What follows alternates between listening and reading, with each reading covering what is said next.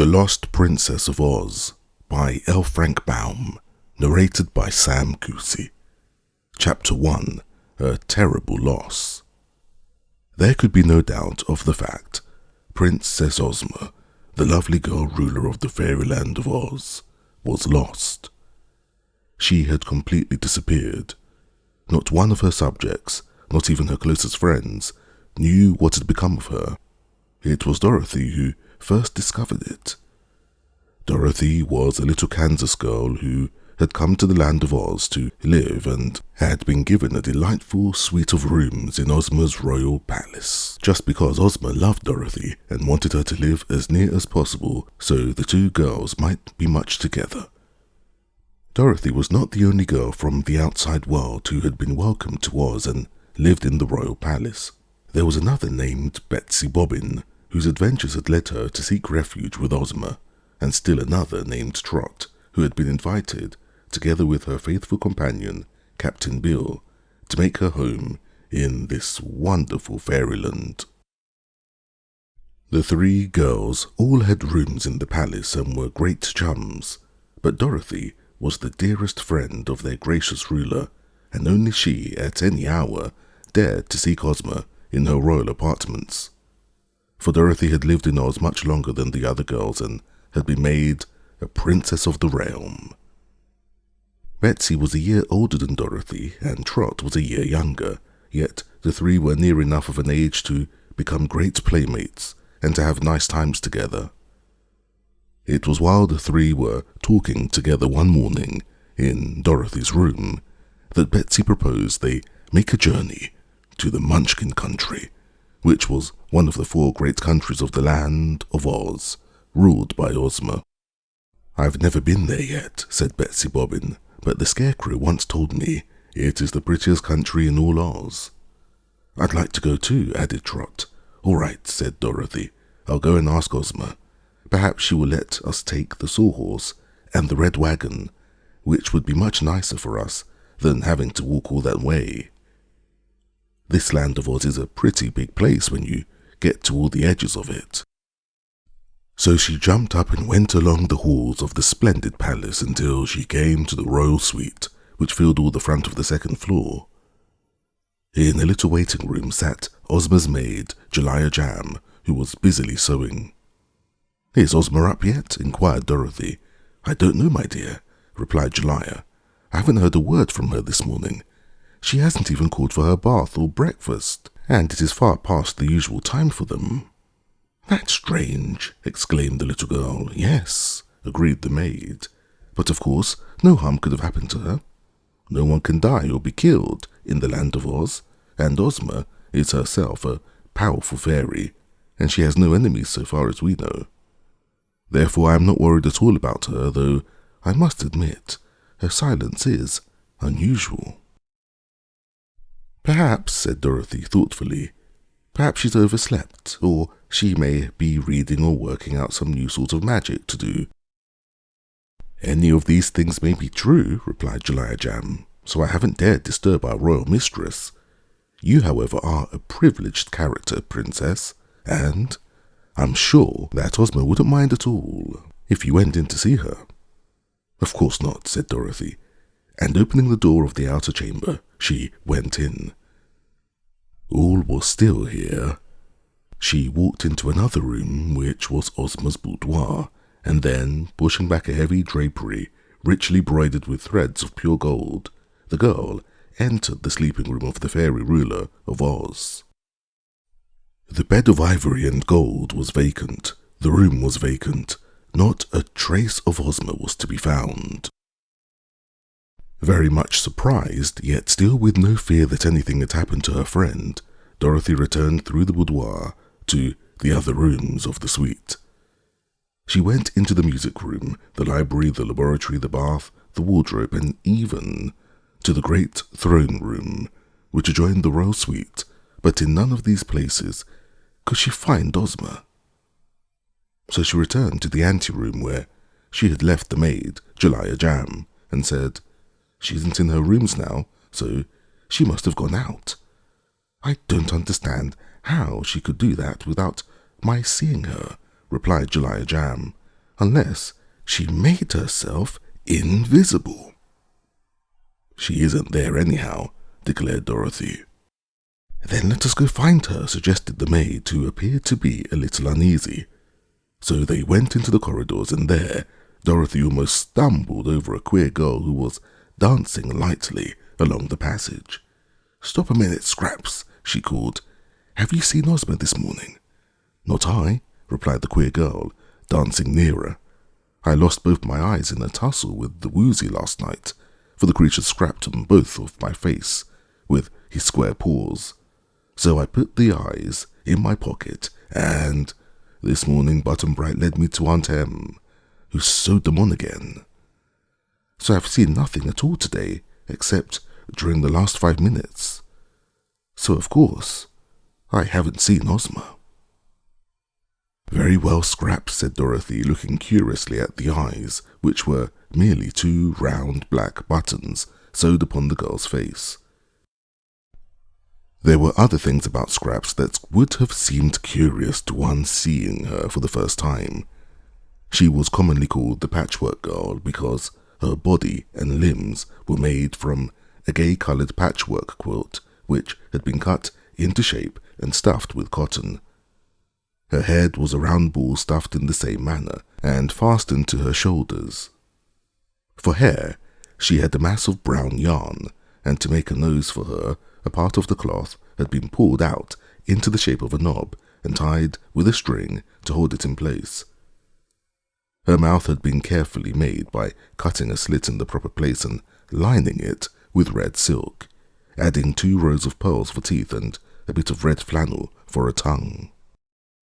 In spite of this queer makeup, the Patchwork Girl was magically alive and had proven herself not the least jolly and agreeable of the many quaint characters who inhabit the astonishing fairyland of Oz. Indeed, Scraps was a general favourite, although she was a rather flighty and erratic kind and did and said many things that surprised her friends. She was seldom still, but loved to dance, to turn handsprings and somersaults, to climb trees, and to indulge in many other active sports. "I'm going to search for Ozma," remarked Dorothy, "for she isn't in her rooms, and I want to ask her a question." "I'll go with you," said Scraps, "for my eyes are brighter than yours, and they can see farther." "I'm not sure of that," returned Dorothy, "but come along if you like." Together they searched all through the great palace and even to the farthest limits of the palace grounds, which were quite extensive, but nowhere could they trace Ozma. When Dorothy returned to where Betsy and Trot awaited her, the little girl's face was rather solemn and troubled, for never before had Ozma gone away without telling her friends where she was going, or without an escort that befitted her royal state. She was gone, however, and none had seen her go. Dorothy had met and questioned the Scarecrow, Tick-Tock, the Shaggy Man, Button-Bright, Captain Bill, and even the wise and powerful Wizard of Oz, but not one of them had seen Ozma since she parted with her friends the evening before and had gone to her own rooms. "She didn't say anything last night about going anywhere," observed little Trot. "No, and that's the strange part of it," replied Dorothy. "Usually Ozma lets us know everything she does." "Why not look in the magic picture?" suggested Betsy Bobbin. "That will tell us where she is in just 1 second. "Of course," cried Dorothy. "Why didn't I think of that before?" And at once the 3 girls hurried away to Ozma's boudoir, where the magic picture always hung. This wonderful magic picture was one of the royal Ozma's greatest treasures. There was a large gold frame in the centre of which was a bluish-grey canvas, on which various scenes constantly appeared and disappeared. If one who stood before it wished to see what any person anywhere in the world was doing, it was only necessary to make the wish, and the scene in the magic picture would shift to the scene where that person was and show exactly what he or she was then engaged in doing. So the girls knew it would be easy for them to wish to see Ozma and from the picture they could quickly learn where she was. Dorothy advanced to the place where the picture was usually protected by thick, satin curtains and pulled the draperies aside. Then she stared in amazement, while her two friends uttered exclamations of disappointment. The magic picture was gone.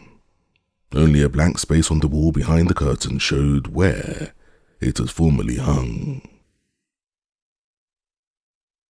Chapter 2. The Troubles of Glinda the Good. That same morning there was great excitement in the castle of powerful sorceress of Oz, Glinda the Good. This castle, situated in the Quadling country, far south of the Emerald City where Ozma ruled, was a splendid structure of exquisite marbles and silver grills.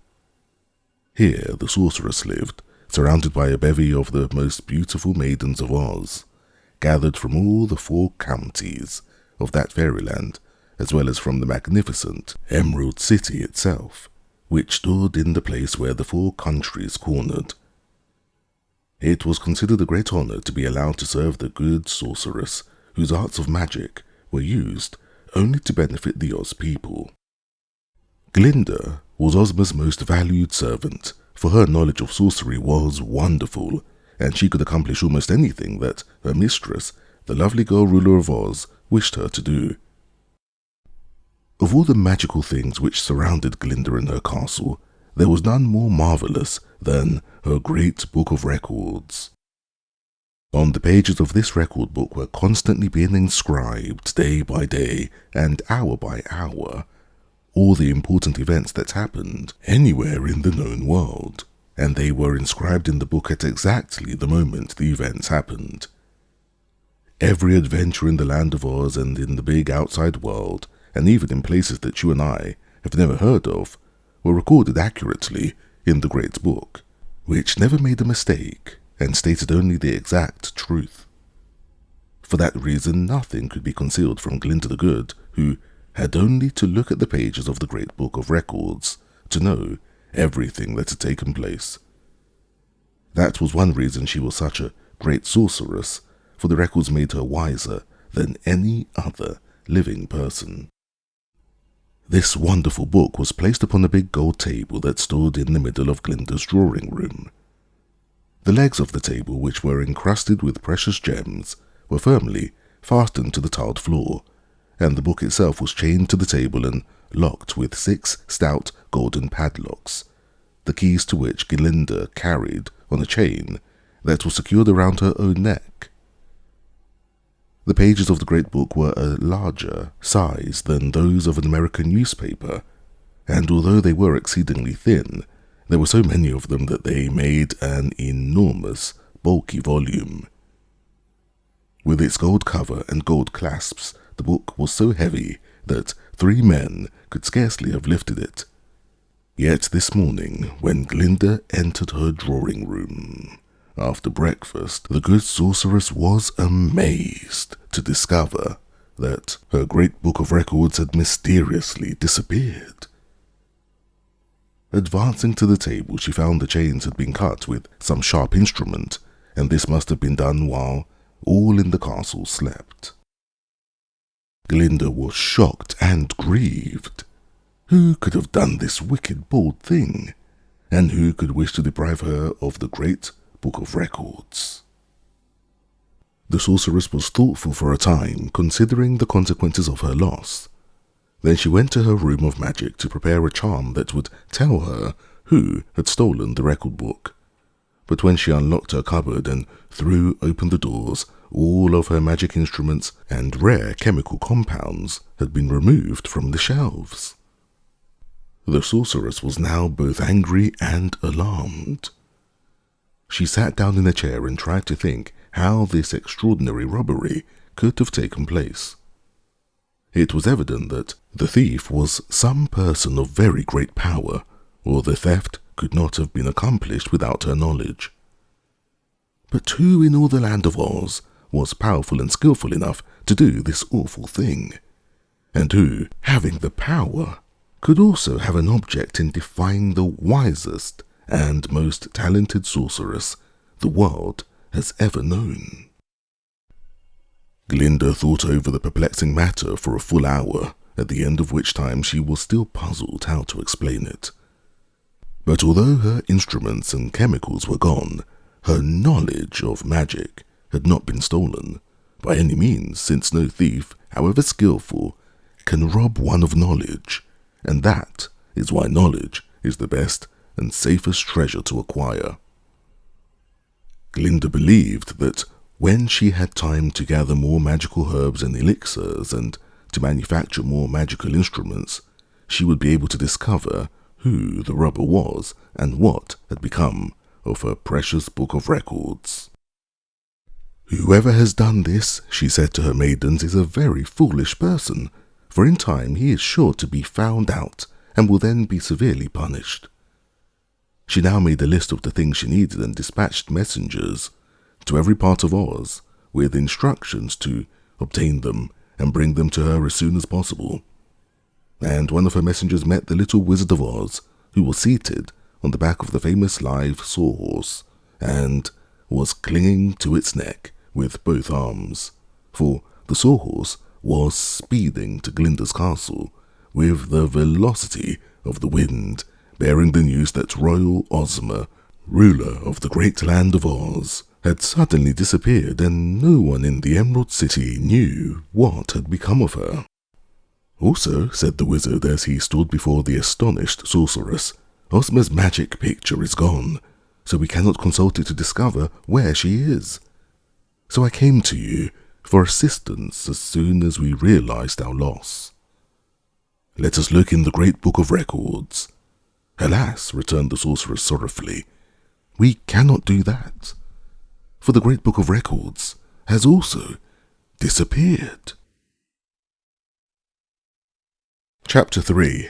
The Robbery of Cake the Cookie Cook. One more important theft was reported in the land of Oz that eventful morning, but it took place so far from either the Emerald City or the castle of Glinda the Good that none of those persons we have mentioned learned of the robbery until long afterward. In the far southwestern corner of the Winkie country is a broad tableland that can be reached only by climbing a steep hill, whichever side one approaches it. On the hillside surrounding this tableland are no paths at all, but there are quantities of bramble bushes with sharp prickers on them, which prevent any of the Oz people who live down below from climbing up to see what is on top. But on top live the Yips, and although the space they occupy is not great in extent, the wee country is all their own. The Yips had never, up to the time of this story beginning, left their broad tableland to go down into the land of Oz, nor had the Oz people ever climbed up to the country of the Yips. Living all alone as they did, the Yips had queer ways and notions of their own, and did not resemble any other people of the land of Oz. Their houses were scattered all over the flat surface, not like a city grouped together, but set wherever their owners' fancy dictated, with fields here, trees there, and odd little paths connecting the houses one with another. It was here, on the morning when Ozma so strangely disappeared from the Emerald City, that Cake the Cookie Cook discovered that her diamond-studded gold dishpan had been stolen, and she raised such a hue and cry over her loss and wailed and shrieked so loudly that many of the Yips gathered around her house to inquire what was the matter. It was a serious thing in any part of the land of Oz to accuse one of stealing, so when the Yips heard Cake the Cookie Cook declare that her jeweled dishpan had been stolen, they were both humiliated and disturbed, and forced Cake to go with them to the Frogman to see what could be done about it. I do not suppose you have ever before heard of the Frogman, for like all other dwellers on that tableland, he had never been away from it, nor had anyone come up there to see him. The Frogman was in truth descended from the common frogs of Oz, and when he was first born, he lived in a pool in the Winkie country and was much like any other frog. Being of an adventurous nature, however, he soon hopped out of his pool and began to travel, when a big bird came along and seized him in its beak and started to fly away with him to the nest. When high in the air, the frog wiggled so frantically that he got loose and fell down, down, down, into a small hidden pool on the tableland of the Yips. Now that pool, it seems, was unknown to the Yips because it was surrounded by thick bushes and was not near to any dwelling, and it proved to be an enchanted pool, for the frog grew very fast and very big, feeding on the magic squash, which is found nowhere else on earth except in that one pool. And the squash not only made the frog very big so that when he stood on his hind legs, he was as tall as any Yip in the country, but it made him unusually intelligent, so that he soon knew more than the Yips did, and was able to reason and to argue very well indeed. No one could expect a frog with these talents to remain in a hidden pool, so he finally got out of it and mingled with the people of the tableland, who were amazed at his appearance and greatly impressed by his learning. They had never seen a frog before, and the frog had never seen a Yip before, but as there were plenty of Yips and only one frog, the frog became the most important. He did not hop anymore, but stood upright on his hind legs and dressed himself in fine clothes and sat in chairs and did all the things that people do, so he soon came to be called the Frogman, and that is the only name he has ever had. After some years had passed, the people came to regard the Frogman as their advisor in all matters that puzzled them. They brought all their difficulties to him, and when he did not know anything, he pretended to know it, which seemed to answer just as well. Indeed, the Yips thought the Frogman was much wiser than he really was, and he allowed them to think so, being very proud of his position of authority. There was another pool on the tableland which was not enchanted but contained good, clear water, and was located close to the dwellings. Here the people built the Frogman a house of his own, close to the edge of the pool, so that he could take a bath or a swim whenever he wished. He usually swam in the pool in the early morning before anyone else was up, and during the day he dressed himself in his beautiful clothes and sat in his house and received the visits of all the Yips who came to him to ask his advice. The Frogman's usual costume consisted of knee breeches made of yellow satin plush, with trimmings of gold braid and jeweled knee buckles, a white satin vest with silver buttons in which were set solitaire rubies, a swallow-tailed coat of bright yellow, green stockings and red leather shoes turned up at the toes, and having diamond buckles. He wore, when he walked out, a purple silk hat and carried a gold-headed cane. Over his eyes he wore great spectacles with gold rims. Nocticles made him look wise, and so distinguished and gorgeous was his appearance that all the Yips were very proud of him.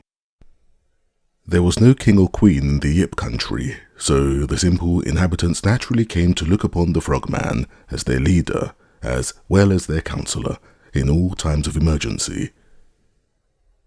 In his heart the big frog knew he was no wiser than the Yips, but for a frog to know as much as a person was quite remarkable, and the Frogman was shrewd enough to make the people believe he was far more wise than he really was. They never suspected he was a humbug, but listened to his words with great respect and did just what he advised them to do. Now when Cake the cookie cook raised such an outcry over the theft of her diamond-studded dishpan, the first thought of the people was to take her from the Frogman and inform him of the loss, thinking that of course he would tell her where to find it. He listened to the story with his big eyes wide open behind his spectacles and said, in his deep, croaking voice, "If the dishpan is stolen, somebody must have taken it." "But who?" asked Cake anxiously. "Who is the thief?" "The one who took the dishpan, of course," replied the Frogman, and, hearing this, all the Yips nodded their heads gravely and said to one another, "It is absolutely true." "But I want my dishpan," cried Cake. "No one can blame you for that wish," remarked the Frogman, "but tell me where I may find it," she urged. The look the Frogman gave her was a very wise look, and he rose from his chair and strutted up and down the room with his hands under his coattails in a very pompous and imposing manner. This was the first time so difficult a matter had been brought to him, and he wanted time to think. It would never do to let them suspect his ignorance, and so he thought very, very hard how best to answer the woman without betraying himself. "I beg to inform you," said he, "that nothing in the Yip country has ever been stolen before." "We know that already," answered Cake the Cookie Cook impatiently. "Therefore," continued the Frogman, "this theft becomes a very important matter." "Well, where is my dishpan?" demanded the woman. "It is lost, but it must be found. Unfortunately, we have no policemen or detectives to unravel the mystery, so we must employ other means to regain the lost article. Cake must first write a proclamation and tack it to the door of her house, and the proclamation must read that whoever stole the jeweled dishpan must return it at once." "But suppose no one returns it," suggested Cake. "Then," said the Frogman, "that very fact will be proof that no one has stolen it." Cake was not satisfied, but the other Yips seemed to approve the plan highly. They all advised her to do as the Frogman had told her to, so she posted the sign on her door and waited patiently for someone to return the dishpan, which no one ever did. Again she went, accompanied by a group of her neighbours, to the Frogman, who by this time had given the matter considerable thought. Said he to Cake, "I am now convinced that no Yip has taken your dishpan, and since it is gone from the Yip country, I suspect that some stranger came from the world down below us in the darkness of night when all of us were asleep and took away your treasure. There can be no other explanation of his disappearance. So, if you wish to recover that gold and diamond-studded dishpan, you must go to the lower world after it." This was indeed a startling proposition. Cake and her friends went to the edge of that flat tableland and looked down the steep hillside to the plains below.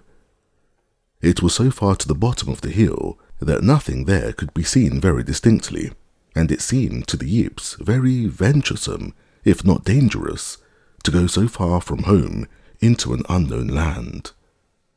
However, Cake wanted her dishpan very badly, so she turned to her friends and asked, "Who will go with me?"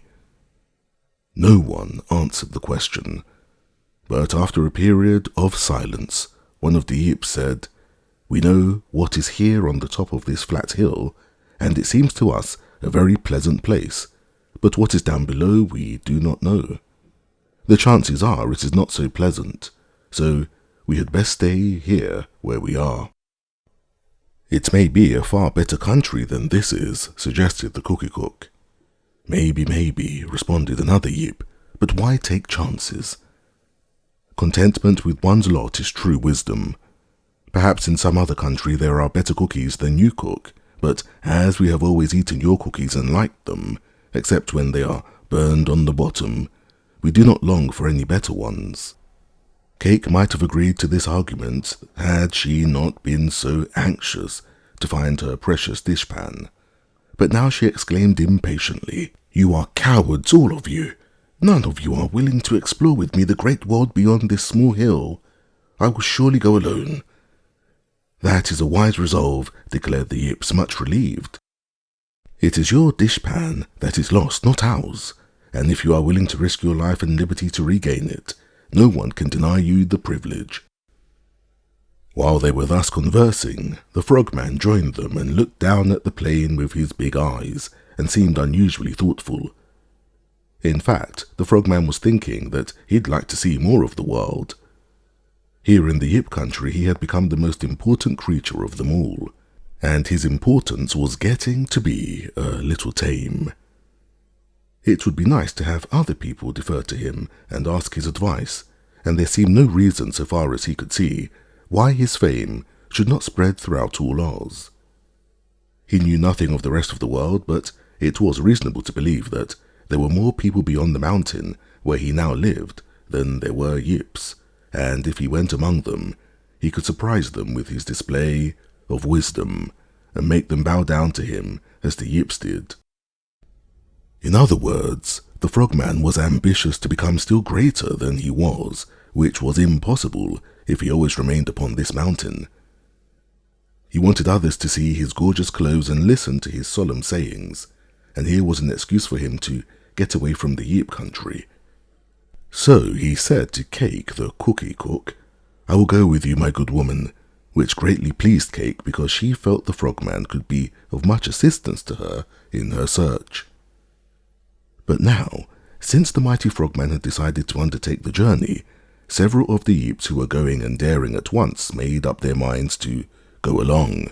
So, the next morning, after breakfast, the Frogman and Cake the cookie cook and 9 of the Yips started to slide down the side of the mountain.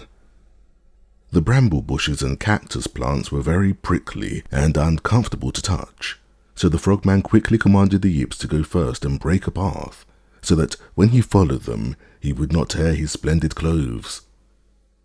Cake too was wearing her best dress and was likewise afraid of the thorns and prickers, so she kept behind the Frogman. They made rather slow progress and night overtook them before they were halfway down the mountainside, so they found a cave in which they sought shelter until morning. Cake had brought along a basket full of her famous cookies, so they all had plenty to eat.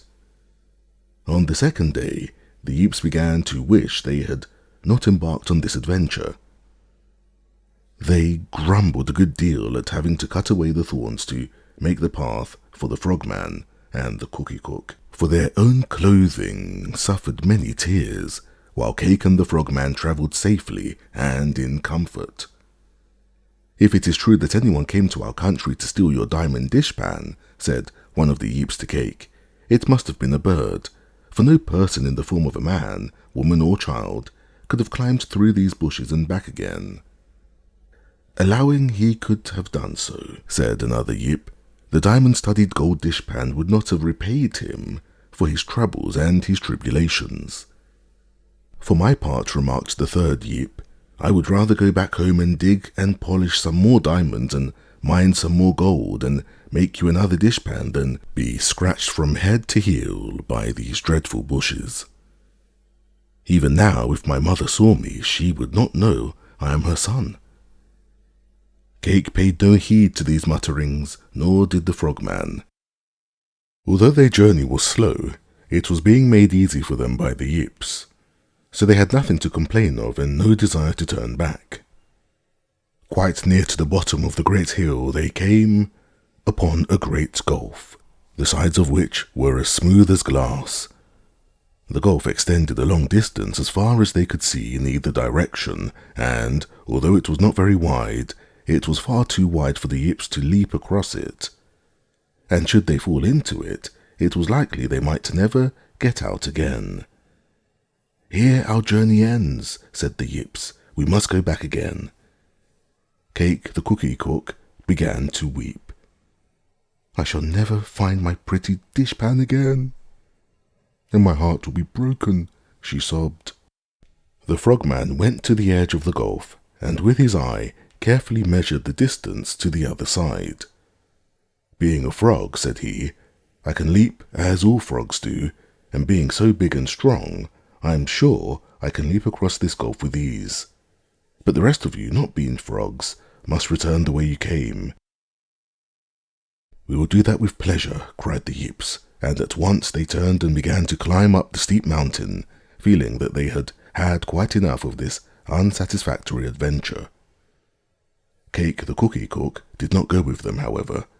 She sat on a rock and wept and wailed, and was very miserable.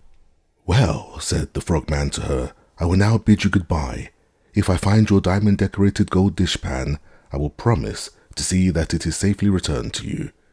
"But I prefer to find it myself," she said. "See here, Frogman, why can't you carry me across the gulf when you leap it? You are big and strong, while I am small and thin." The Frogman gravely thought over this suggestion. It was a fact that Cake the Cookie Cook was not a heavy person. Perhaps he could leap the gulf with her on his back. "If you are willing to risk a fall," said he, "I will make the attempt." At once she sprang up and grabbed him round his neck with both her arms. That is, she grabbed him where his neck ought to be, for the frogman had no neck at all. Then he squatted down, as frogs do when they leap, and with his powerful rear legs, he made a tremendous jump. Over the gulf they sailed, with the cookie cook on his back, and he had leaped so hard to make sure of not falling in that he sailed over a lot of bramble bushes that grew on the other side and landed in a clear space which was so far beyond the gulf that when they looked back, they could not see it at all. Cake now got off the frogman's back, and he stood erect again and carefully brushed the dust from his velvet coat and rearranged his white satin necktie. "I had no idea I could leap so far," he said wonderingly. "Leaping is one more accomplishment I can now add to the long list of deeds I am able to perform." "You are certainly fine at leapfrog," said the cookie cook admiringly, "but as you say, you are wonderful in many ways. If we meet with any people down here, I'm sure they will consider you the greatest and grandest of all living creatures." "Yes," he replied, "I shall probably astonish strangers because they have never before had the pleasure of seeing me. Also, they will marvel at my great learning. Every time I open my mouth, Cake, I am liable to say something important." "That is true," she agreed, "and it is fortunate your mouth is so very wide and open so far, for otherwise all the wisdom might not be able to get out of it. Perhaps nature made it wide for that very reason," said the frogman. "But come, let us go on now, for it is getting late and we must find some sort of shelter before night overtakes us." Chapter 4. Among the Winkies. The settled parts of the Winky country are full of happy and contented people who are ruled by a tin emperor named Nick Chopper, who in turn is the subject of the beautiful girl ruler, Ozma of Oz. But not all of the Winky country is fully settled. At the east, which part lies nearest the Emerald City, there are beautiful farmhouses and roads, but as you travel west, you first come to a branch of the Winky River, beyond which there is a rough country where few people live, and some of these are quite unknown to the rest of the world.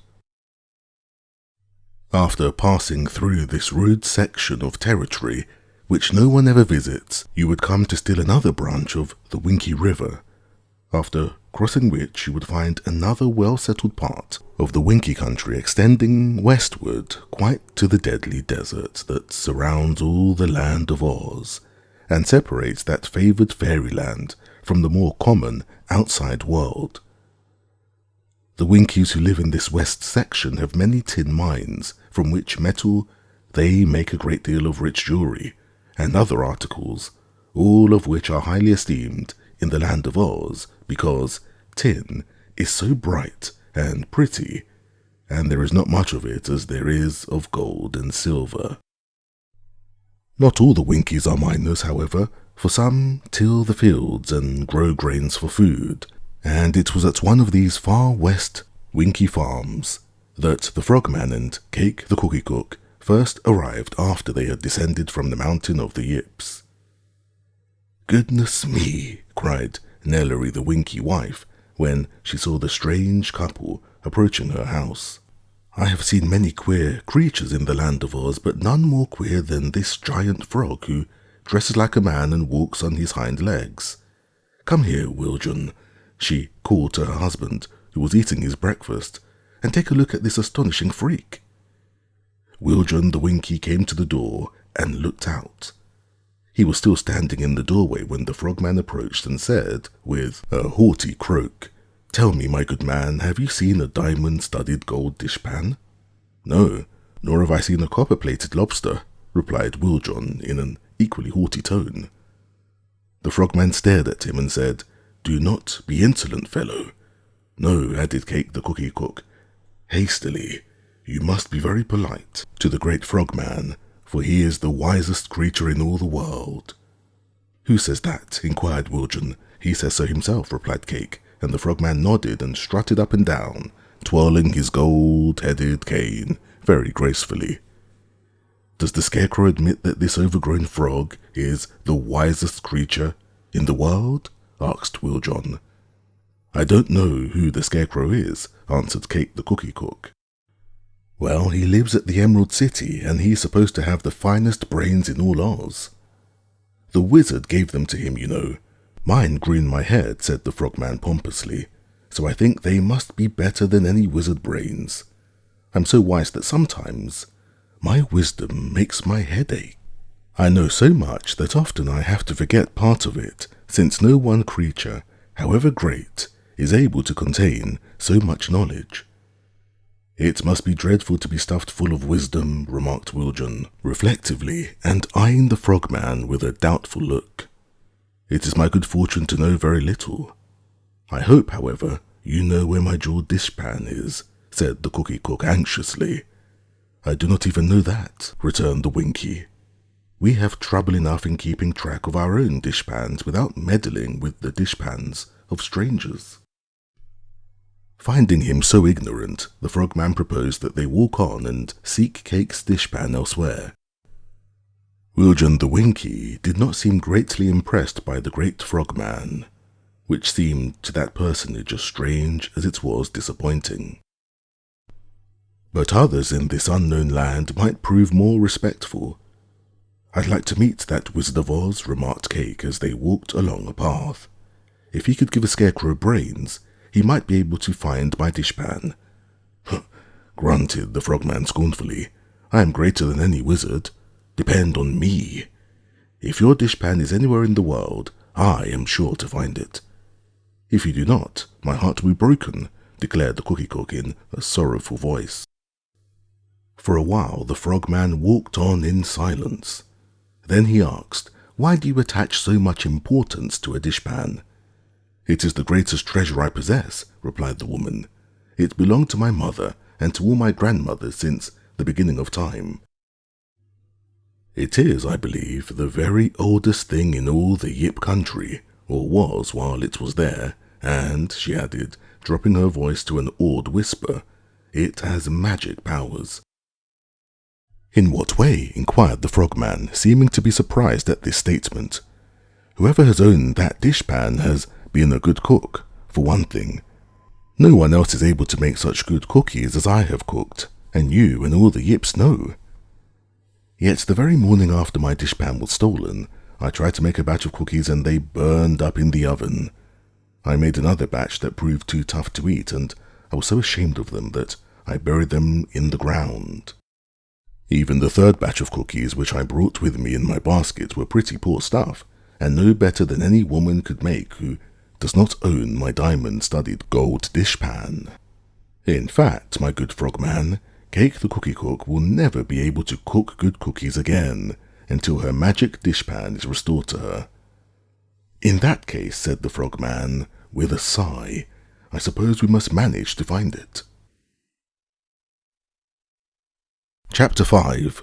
Ozma's Friends Are Perplexed. "Really," said Dorothy, looking solemn, "this is very surprising. We can't even find a shadow of Ozma anywhere in the Emerald City, and wherever she's gone, she's taken her magic picture with her." She was standing in the courtyard of the palace with Betsy and Trot, while Scraps, the patchwork girl, danced around the group, her hair flying in the wind. "Perhaps," said Scraps, still dancing, "someone has stolen Ozma." "Oh, they'd never dare do that," exclaimed Tiny Trot. "And stolen the magic picture too, so the thing can't tell where she is," added the patchwork girl. "That's nonsense," said Dorothy. "Why, everyone loves Ozma. There isn't a person in the land of Oz who would steal a single thing she owns." Replied the patchwork girl. "You don't know every person in the land of Oz." "Why don't I? It's a big country," said Scraps. "There are cracks and corners in it that even Ozma doesn't know of." "The patchwork girl's just daffy," declared Betsy. "No, she's right about that," replied Dorothy thoughtfully. There are lots of queer people in this fairyland who never come near Ozma or the Emerald City. I've seen some of them myself, girls, but I haven't seen all, of course, and there might be some wicked persons left in Oz yet. Though I think the... Have you found Ozma? Cried the wizard, when the sawhorse stopped beside them. Not yet, said Dorothy. Doesn't Glinda the Good know where she is? No. Glinda's book of records and all her magic instruments are gone. Someone must have stolen them. Goodness me, exclaimed Dorothy in alarm. This is the biggest steal I ever heard of. Who do you think did it, wizard? I've no idea, he answered, but I've come to get my own bag of magic tools and carry them to Glinda. She is so much more powerful than I that she may be able to discover the truth by means of my magic quicker and better than I could myself. Hurry then, said Dorothy, for we've all got terribly worried.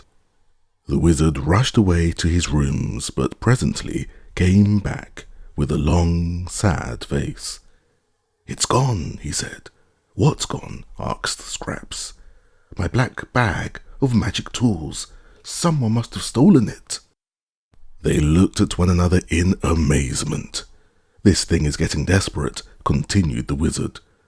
All the magic that belongs to Ozma, or to Glinda, or me, has been stolen. Do you suppose Ozma could have taken them herself, for some purpose? Asked Betsy. No, indeed, declared the wizard. I suspect some enemy has stolen Ozma, and for fear we would follow and recapture her, has taken all our magic away from us. How dreadful, cried Dorothy. The idea of anyone wanting to injure our dear Ozma. Can't we do anything to find her, wizard? I'll ask Glinda. I must go straight back to her and tell her that my magic tools have also disappeared. The good sorceress will be greatly shocked, I know. With this he jumped upon the back of the sawhorse again, and the quaint steed, which never tired, dashed away at full speed. The three girls were very much disturbed in mind. Even the Patchwork Girls seemed to realize that a great calamity had overtaken them. Ozma was a fairy of considerable power, and all the creatures in Oz, as well as the three mortal girls from the outside world, looked upon her as their protector and friend. The idea of their beautiful girl rulers being overpowered by an enemy and dragged from her splendid palace, a captive, was too astonishing for them to comprehend at first. Yet what other explanations of the mystery could there be? Ozma wouldn't go away willingly without letting us know about it, asserted Dorothy, and she wouldn't steal Glinda's great book of records or the wizard's magic, 'cause she could get them any time just by asking for them. I'm sure some wicked person has done all this. Someone in the land of Oz, asked Trot. Of course, no one could get across the deadly desert, you know, and no one but an Oz person could know about the magic picture and the book of records and the wizard's magic or where they were kept, and so be able to steal the whole outfit before we could stop him. It must be someone who lives in the land of Oz. But who? Asked Scraps. That's the question. Who? If we knew, replied Dorothy severely, we wouldn't be standing here doing nothing. Just then, two boys entered the country yard and approached the group of girls. One boy was dressed in the fantastic Munchkin costume, a blue jacket and knickerbockers, blue leather shoes and a blue hat with a high peak and tiny silver bells dangling from its rim. And this was Ojo the Lucky, who had once come from the Munchkin country of Oz, and now lived in the Emerald City. The other boy was an American from Philadelphia, and had lately found his way to Oz in the company of Trot and Captain Bill. His name was Button-Bright, that is, everyone called him by that name and knew no other. Button-Bright was not quite as big as the Munchkin boy, but he wore the same kind of clothes, only they were of different colours. As the two came up to the girls, arm in arm, Button-Bright remarked, "Hello, Dorothy. They say Ozma is lost." "Who? Who says so?" she asked. "Everybody's talking about it in the city," he replied. "I wonder how the people found it out," Dorothy asked. "I know," said Ojo. "Jellia Jam told them. She has been asking everywhere if anyone has seen Ozma. That's too bad, observed Dorothy, frowning. Why? Asked Button-Bright. There wasn't any use making all our people unhappy till we were dead certain that Ozma can't be found. Oh, said Button-Bright. It's nothing to get lost. I've been lost lots of times. That's true, admitted Trot, who knew that the boy had a habit of getting lost and then finding himself again. But it's different with Ozma. She's the ruler of all this big fairyland, and we're afraid that the reason she's lost is because somebody has stolen her away. Only wicked people steal, said Ojo. Do you know of any wicked people in Oz, Dorothy? No, she replied. They're here, though, cried Scraps, dancing up to them and then circling around the group. Ozma's stolen. Someone in Oz stole her. Only wicked people steal, so someone in Oz is wicked. There was no denying the truth of this statement. The faces of all of them now were solemn and sorrowful. One thing is sure, said Button-Bright after a time. If Ozma has been stolen, someone ought to find her and punish the thief. There may be a lot of thieves, suggested Trot gravely, and in this fairy country they don't seem to have any soldiers or policemen. There is one soldier, claimed Dorothy. He has green whiskers and a gun and is a major general, but no one is afraid of either his gun or his whiskers, 'cause he's so tender-hearted that he wouldn't hurt a fly. Well, a soldier is a soldier, said Betsy, and perhaps he'd hurt a wicked thief if he wouldn't hurt a fly. Where is he? He went fishing about 2 months ago and hasn't come back yet, explained Button-Bright. Then I can't see that he will be of much use to us in this trouble, sighed little Trot.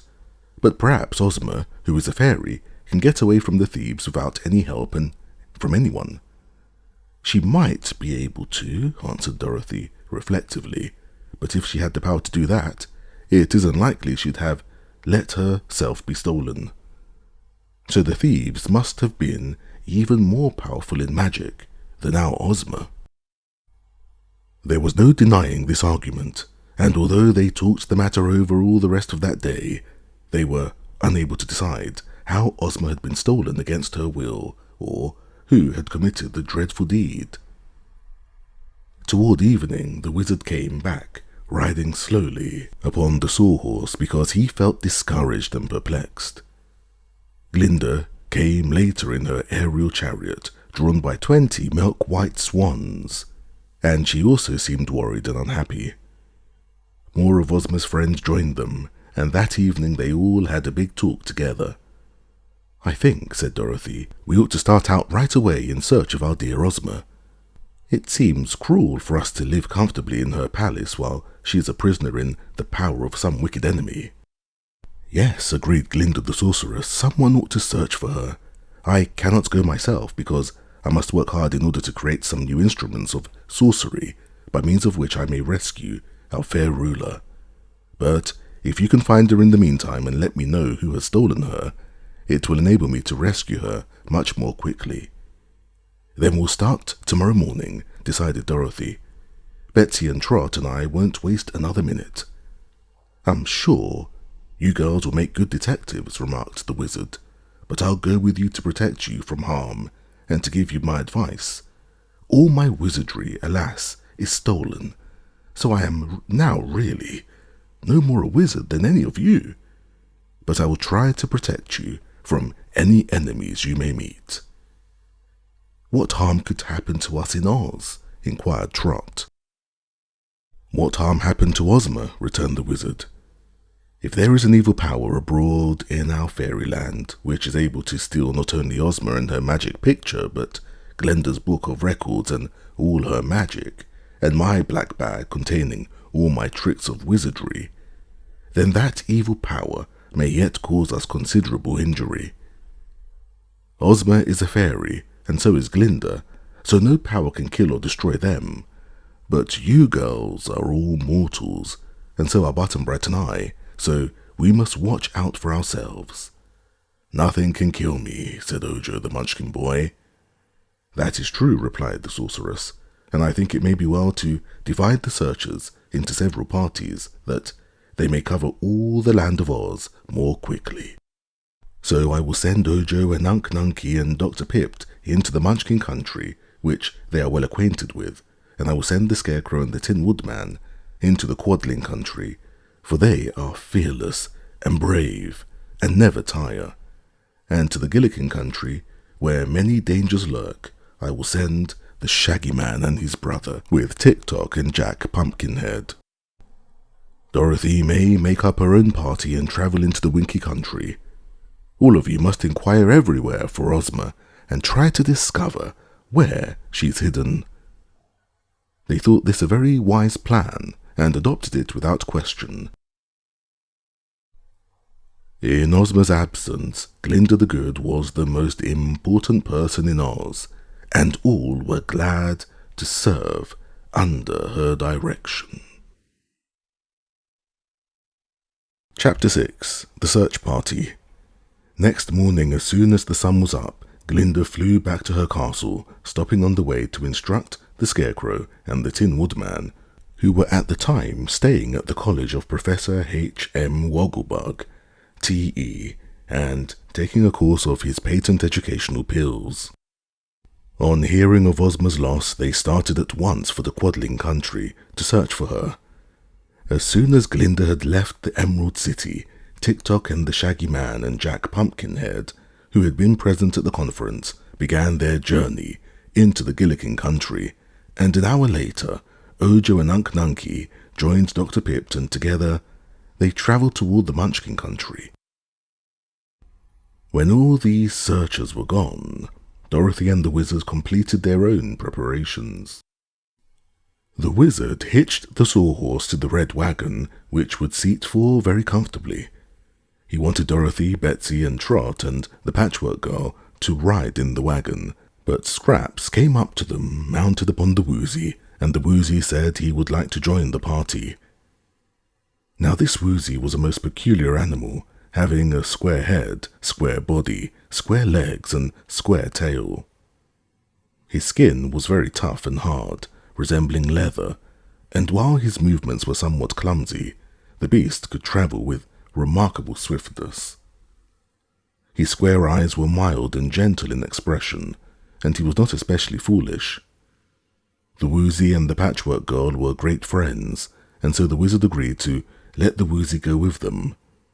Another great beast now appeared and asked to go along. This was none other than the famous Cowardly Lion, one of the most interesting creatures in all Oz. No lion that roamed the jungles or plains could compare in size or intelligence with this Cowardly Lion, who, like all animals living in Oz, could talk, and who talked with more shrewdness and wisdom than many of the people did. He said he was cowardly because he always trembled when he faced danger, but he had faced danger many times and never refused to fight when it was necessary. This lion was a great favourite of Ozma, and always guarded her throne on state occasions. He was also an old companion and friend of the Princess Dorothy, so the girl was delighted to have him join the party. "I'm so nervous over our dear Ozma," said the Cowardly Lion in his deep, rumbling voice, "that it would make me unhappy to remain behind while you are trying to find her. But do not get into any danger, I beg of you, for danger frightens me terribly." "We'll not get into any danger if we can possibly help it," promised Dorothy, "but we shall do anything to find Ozma, danger or no danger." In addition of the Cowardly Lion to the party, it gave Betsy Bobbin an idea, and she ran to the marble stables at the rear of the palace and brought out her mule, Hank by name. Perhaps no mule you ever saw was so lean and bony and altogether plain-looking as this Hank, but Betsy loved him dearly because he was faithful and steady, and not nearly so stupid as most mules are considered to be. Betsy had a saddle for Hank, and he declared she would ride on his back, an arrangement approved by the wizard because it left only 4 of the party to ride on the seats of the red wagon: Dorothy and Button-Bright and Trot and himself. An old sailor man who had 1 wooden leg came to see them off and suggested that they put a supply of food and blankets in the red wagon, inasmuch as they were uncertain how long they would be gone. This sailor man was called Captain Bill. He was a former friend and comrade of Trot, and had encountered many adventures in company with the little girl.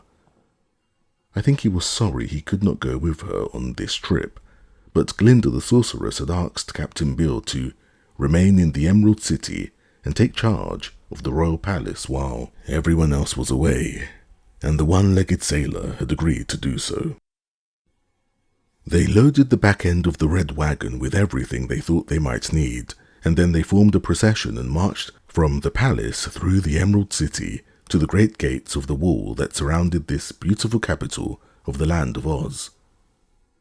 Crowds of citizens lined the streets to see them pass and to cheer them and wish them success, for all were grieved over Ozma's loss and anxious that she be found again. First came the Cowardly Lion, then the Patchwork Girl riding upon the Woozy, then Betsy bobbing on her mule Hank, and finally the Sawhorse, drawing the red wagon in which were seated the Wizard and Dorothy, and Button-Bright and Trot. No one was obliged to drive the Sawhorse, so there were no reins to his harness. One had only to tell him which way to go, fast or slow, and he understood perfectly. It was about this time that a shaggy little black dog, who had been lying asleep in Dorothy's room in the palace, woke up and discovered he was lonesome. Everything seemed very still throughout the great building, and Toto, that was the little dog's name, missed the customary chatter of the three girls. He never paid much attention to what was going on around him, and although he could speak, he seldom said anything. So the little dog did not know about Ozma's loss or that everyone had gone in search of her. But he liked to be with people, and especially with his own mistress, Dorothy, and having yawned and stretched himself and found the door of the room ajar, he trotted out into the corridor and went down the stately marble stairs to the hall of the palace, where he met Jellia Jam. "Where's Dorothy?" asked Toto. "She's gone to the Winkie country," answered the maid. "When?" "A little while ago," replied Jellia. Toto turned and trotted out into the palace garden and down the long driveway until he came to the streets of the Emerald City, where he paused to listen, and hearing sounds of cheering, he ran swiftly along until he came in sight of the red wagon and the Woozy, and the lion and the mule and all the others. Being a wise little dog, he decided not to show himself to Dorothy just then, lest he be sent back home, but he never lost sight of the party of travellers, all of whom were so eager to get ahead that they never thought to look behind them. When they came to the gates in the city wall, the guardian of the gates came out to throw wide the golden portals and let them pass through. "Did any strange person come in or out of the city on the night before last when Ozma was stolen?" asked Dorothy. "No indeed, Princess," answered the guardian of the gates. "Of course not," said the wizard. "Anyone clever enough to steal all the things we have lost would not mind the barrier of a wall like this in the least. I think the thief must have flown through the air, for otherwise he could not have stolen from Ozma's royal palace and Glinda's faraway castle in the same night. Moreover, as there are no airships in Oz, and no way for airships from the outside world to get into this country, I believe the thief must have flown from place to place by means of magic arts, which neither Glinda nor I understand." On they went, and before the gates closed behind them, Toto managed to dodge through them. The country surrounding the Emerald City was thickly settled, and for a while our friends rode over nicely paved roads, which wound through a fertile country, dotted with beautiful houses, all built in the quaint Oz fashion. In the course of a few hours, however, they had left the tilled fields and entered the country of the Winkies, which occupies a quarter of all their territory in the land of Oz, but is not so well known as many other parts of Ozma's fairyland. Long before night, the travellers had crossed the Winkie River near to the Scarecrow's Tower, which was now vacant, and had entered the rolling prairie where few people live. They asked everyone they met for news of Ozma, But none in this district had seen her or even knew that she had been stolen. And by nightfall they had passed all the farmhouses and were obliged to stop and ask for shelter at the hut of a lonely shepherd. When they halted, Toto was not far behind. The little dog halted too, and stealing softly around the party, he hid himself behind the hut. The shepherd was a kindly old man and treated the travellers with much courtesy.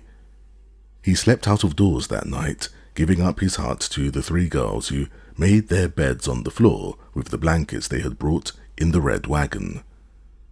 The wizard and Button Bright also slept out of doors, and so did the Cowardly Lion and Hank the Mule.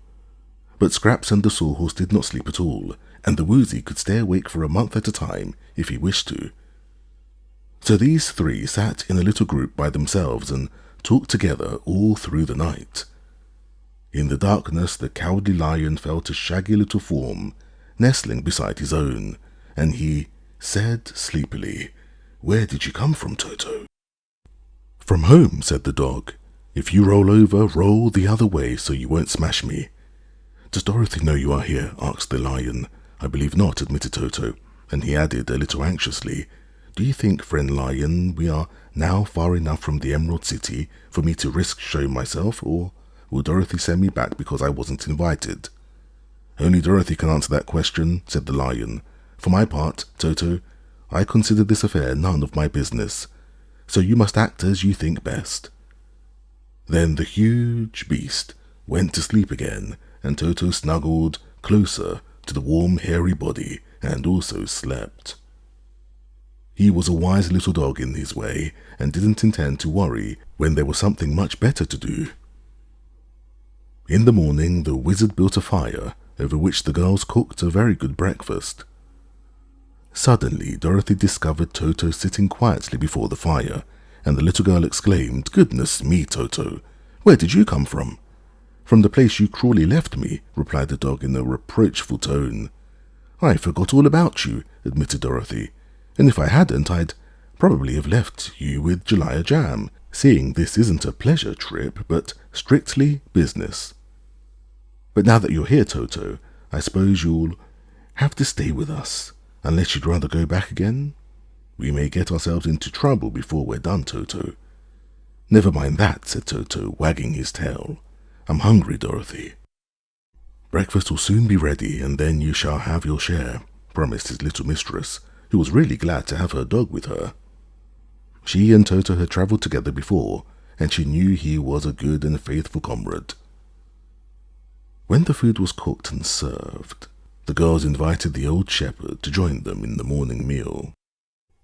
He willingly consented, and while they ate, he said to them, "You are now about to pass through a very dangerous country, unless you turn to the north or to the south to escape its perils." "In that case," said the Cowardly Lion, "let us turn by all means, for I dread to face dangers of any sort." "What's the matter with the country ahead of us?" inquired Dorothy. "Beyond this rolling prairie," explained the shepherd, "are the merry-go-round mountains, set close together and surrounded by deep gulfs so that no one is able to get past them. Beyond the merry-go mountains, it is said, the thistle-eaters and the Hercus live." "What are they like?" demanded Dorothy. "No one knows, for no one has ever passed the merry-go-round mountains," was the reply. "But it is said that the thistle-eaters hitch dragons to their chariots, and that the Hercus are waited upon by giants whom they have conquered and made their slaves." "Who says all that?" asked Betsy. "It is common report," declared the shepherd. "Everyone believes it." "I don't see how they know," remarked Little Trot, "if no one has been there." "Perhaps the birds who fly over that country brought the news," suggested Betsy. "If you escape those dangers," continued the shepherd, "you might encounter others still more serious before you came to the next branch of the Winky River. It is true that beyond that river there lies a fine country inhabited by good people, and if you reach there, you would have no further trouble. It is between here and the west branch of the Winky River that all dangers lie, for that is the unknown territory that is inhabited by terrible, lawless people." "It may be, and it may not be," said the wizard. "We shall know when we get there." "Well," persisted the shepherd, "in a fairy country such as ours, every discovered place is likely to harbour wicked creatures. If they were not wicked, they would discover themselves by coming among us, to submit to Ozma's rule and be good and considerate, as are all the Oz people whom we know."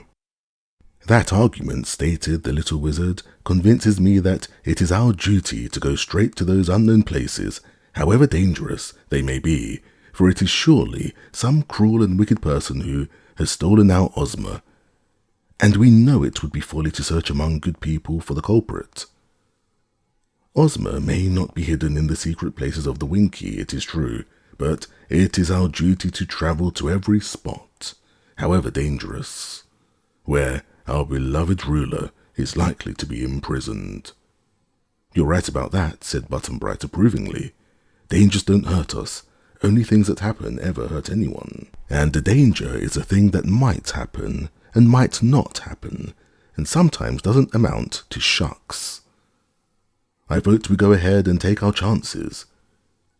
They were all of the same opinion, so they packed up and said goodbye to the friendly shepherd and proceeded on their way. Chapter 7. The Merry-Go-Round Mountains.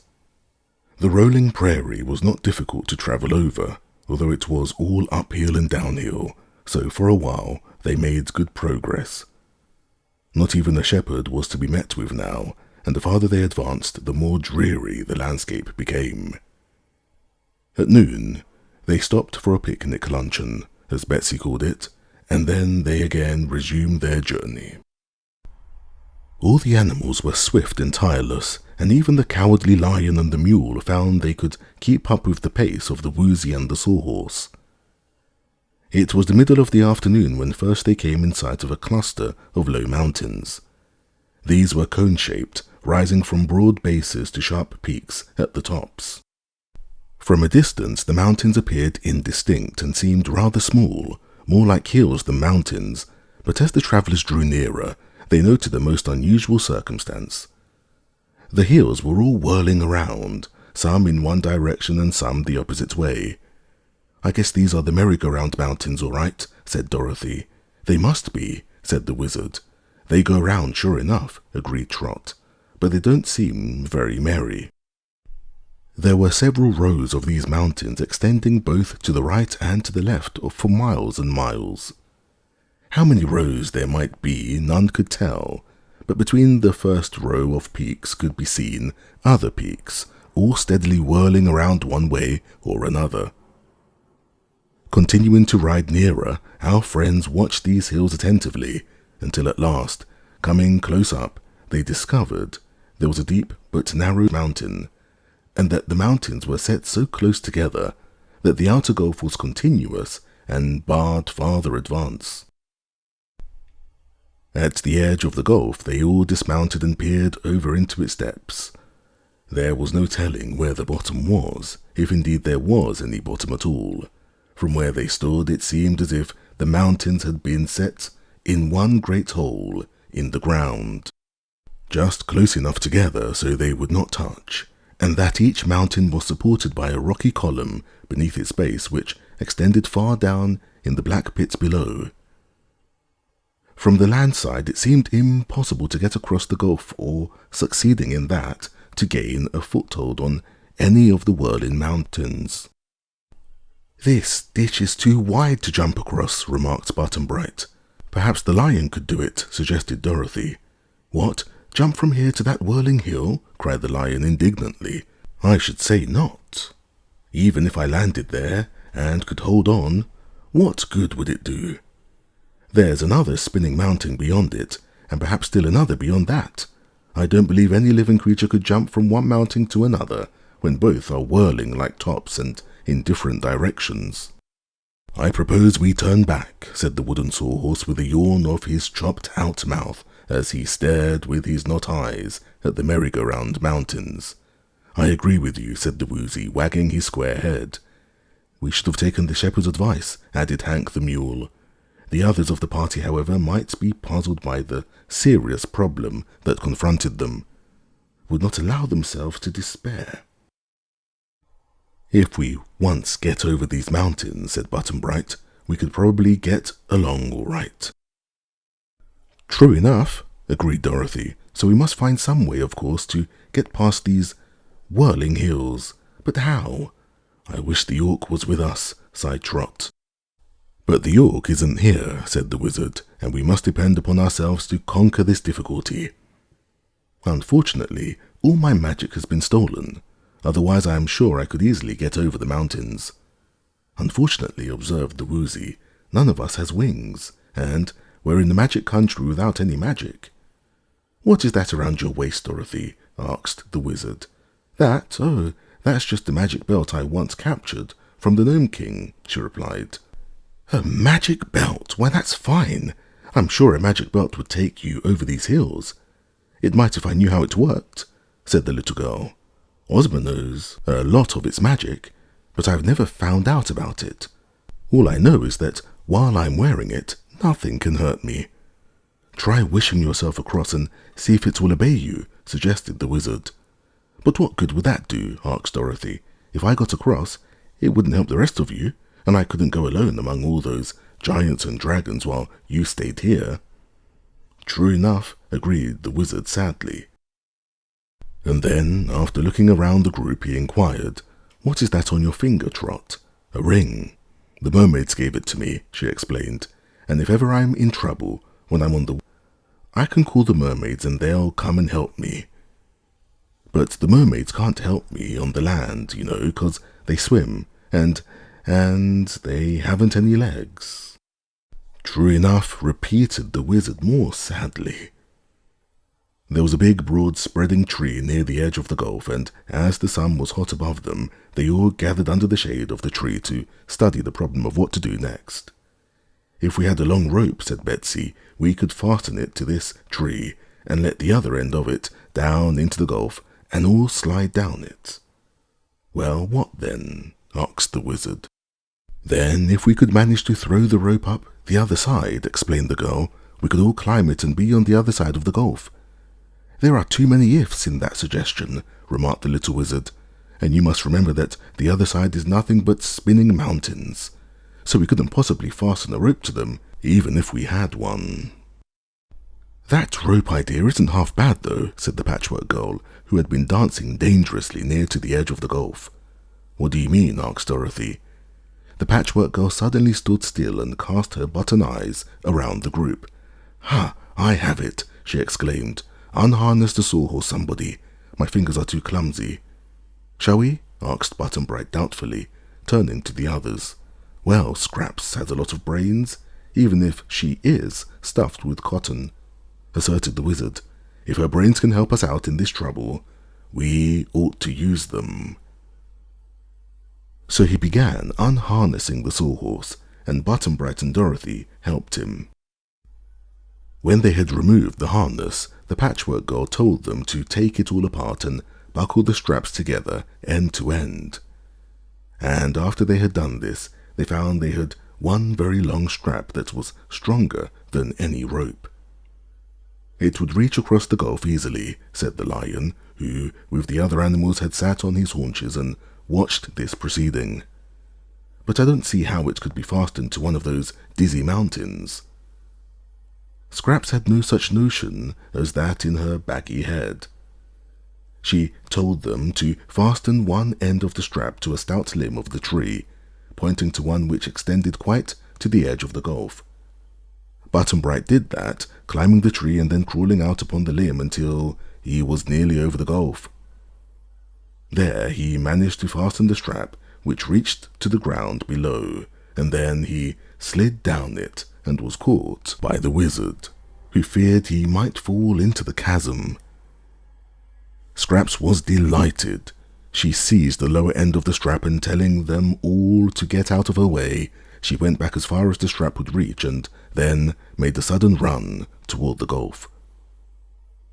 Over the edge she swung, clinging to the strap until it had gone as far as its length permitted, when she let go and sailed gracefully through the air until she alighted upon the mountain just in front of them. Almost instantly, as the great cone continued to whirl, she was sent flying to the next mountain behind it. Then her patchwork form disappeared from view entirely, and the amazed watchers under the tree wondered what had become of her. "She's gone, and she can't get back," said the Woozy. "My, how she bounded from one mountain to another," exclaimed the Lion. "That was because they whirl so fast," the Wizard explained. "Scraps had nothing to hold on to, and so of course she was tossed from one hill to another. I'm afraid we shall never see the poor patchwork girl again." "I shall see her," declared the Woozy. "Scraps is an old friend of mine, and if there are really thistle-eaters and giants on the other side of those tops, she will need someone to protect her. So here I go." He seized the dangling strap firmly in his square mouth, and in the same way that Scraps had done, swung himself over the gulf. He let go the strap at the right moment and fell upon the first whirling mountain. Then he bounded to the next one back of it, not on his feet, but all mixed up, as Trot said, and then he shot across to another mountain, disappearing from view, just as the Patchwork Girl had done. "It seems to work all right," remarked Button-Bright. "I guess I'll try it." "Wait a minute," urged the Wizard. "Before any more of us make this desperate leap into the beyond, we must decide whether all will go or if some of us will remain behind." "Do you suppose it hurt them much to bump against those mountains?" asked Trot. "I don't suppose anything could hurt Scraps or the Woozy," said Dorothy, "and nothing can hurt me because I wear the magic belt. So as I'm anxious to find Ozma, I mean to swing myself across too, I'll take my chances," decided Button-Bright. "I'm sure it will hurt dreadfully, and I'm afraid to do it," said the Lion, who was already trembling. "But I shall do it if Dorothy does." "Well, that will leave Betsy and the Mule and Trot," said the Wizard, "for of course I shall go, that I may look after Dorothy." "Do you two girls think you can find your way back home again?" he asked, addressing Trot and Betsy. "I'm not afraid. Not much, that is," said Trot. "It looks risky, I know, but I'm sure I can stand it if the others can." "If it wasn't for leaving Hank," began Betsy in a hesitating voice. But the Mule interrupted her by saying, "Go ahead if you want to, and I'll come after you. A mule is as brave as a lion any day." "Braver," said the Lion, "for I'm a coward, friend Hank, and you are not. But of course the Sawhorse—" "Oh, nothing ever hurts me," asserted the Sawhorse calmly. "There's never been any question about my going. I can't take the red wagon, though." "No, we must leave the wagon," said the Wizard, "and also we must leave our food and blankets, I fear. But if we can defy these merry-go-round mountains to stop us, we won't mind the sacrifice of some of our comforts." "No one knows where we're going to land," remarked the Lion in a voice that sounded as if he were going to cry. "We may not land at all," replied Hank, "but the best way to find out what will happen to us is to swing across as Scraps and the Woozy have done." "I think I shall go last," said the Wizard. "So, who wants to go first?" "I'll go," decided Dorothy. "No, it's my turn first," said Button-Bright. "Watch me." Even as he spoke, the boy seized the strap and, after making a run, swung himself across the gulf. Away he went, bumping from hill to hill until he disappeared. They listened intently, but the boy uttered no cry until he had been gone some moments, when they heard a faint "Hello!" as if called from a great distance. The sound gave them courage, however, and Dorothy picked up Toto and held him fast under one arm, while with the other hand she seized the strap and bravely followed after Button-Bright. When she struck the first whirling mountain, she fell upon it quite softly, but before she had time to think, she flew through the air and lit with a jar on the side of the next mountain. Again she flew and alighted, and again and still again, until after 5 successive bumps, she fell sprawling upon the green meadow and was so dazed and bewildered by her bumpy journey across the merry-go-round mountains that she lay quite still for a time to collect her thoughts. Toto had escaped from her arms just as she fell, and he now sat beside her panting with excitement. Then Dorothy realized that someone was helping her to her feet, and here was Button-Bright on one side of her and Scraps on the other, both seeming to be unhurt. The next object her eyes fell upon was the Woozy, squatting upon his square back end, and looking at her reflectively, while Toto barked joyously to find his mistress unhurt after her whirlwind trip. "Good," said the Woozy. "Here's another and a dog, both safe and sound. But my word, Dorothy, you flew some. If you could have seen yourself, you'd have been absolutely astonished." "They say time flies," laughed Button-Bright, "but time never made a quicker journey than that." Just then, as Dorothy turned around to look at the whirling mountains, she was in time to see tiny Trot come flying from the nearest hill to fall upon the soft grass not a yard away from where she stood. Trot was so dizzy she couldn't stand at first, but she wasn't at all hurt, and presently Betsy came flying to them, and would have bumped into the others had not they retreated in time to avoid her. Then in quick succession came the Lion, Hank, and the Sawhorse, bounding from mountain to fall safely upon the greensward. Only the Wizard was now left behind, and they waited so long for him that Dorothy began to be worried.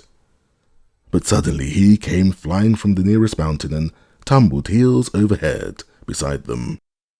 Then they saw that he had wound 2 of their blankets around his body to keep the bumps from hurting him, and had fastened the blankets with some of the spare straps from the harness of the Sawhorse. Chapter 8. The Mysterious City. There they sat upon the grass, their heads still swimming from their dizzy flights, and looked at one another but presently, when assured that no one was injured, they grew more calm and collected, and the Lion said with a sigh of relief, "Who would have thought those merry-go-round mountains were made of rubber?" "Are they really rubber?" asked Trot. "They must be," replied the Lion, "for otherwise we would not have bounded so swiftly from one to another without getting hurt." "That is all guesswork," declared the Wizard, unwinding the blankets from his body, "for none of us stayed long enough on the mountains to discover what they are made of." "But where are we?" "That's guesswork," said Scraps. "The shepherd said the thistle-eaters live this side of the mountains and are waited on by giants." "Oh no," said Dorothy, "it's the Herkus who have giant slaves, and the thistle-eaters hitch dragons to their chariots." "How could they do that?" asked the Woozy. "Dragons have long tails, which would get in the way of the chariot wheels." "And if the Herkus have conquered the giants," said Trot, "they must be at least twice the size of giants.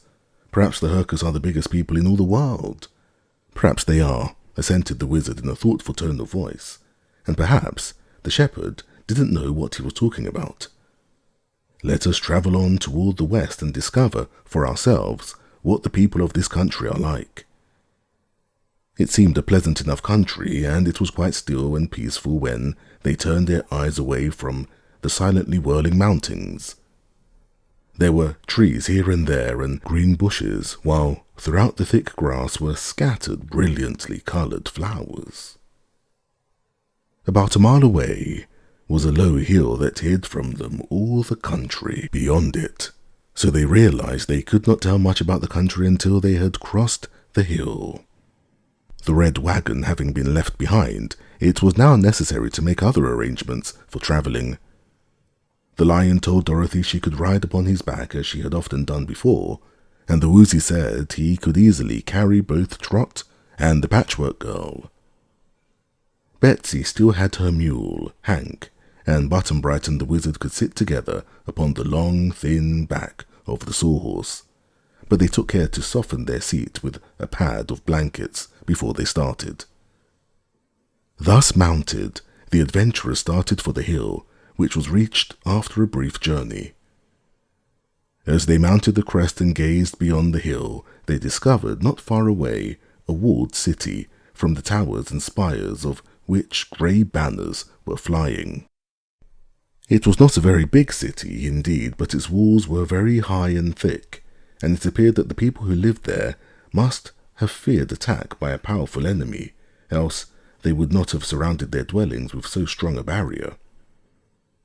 There was no path leading from the mountains to the city, and this proved that the people seldom or never visited the whirling hills, but our friends found the grass soft and agreeable to travel over, and with the city before them, they could not well lose their way.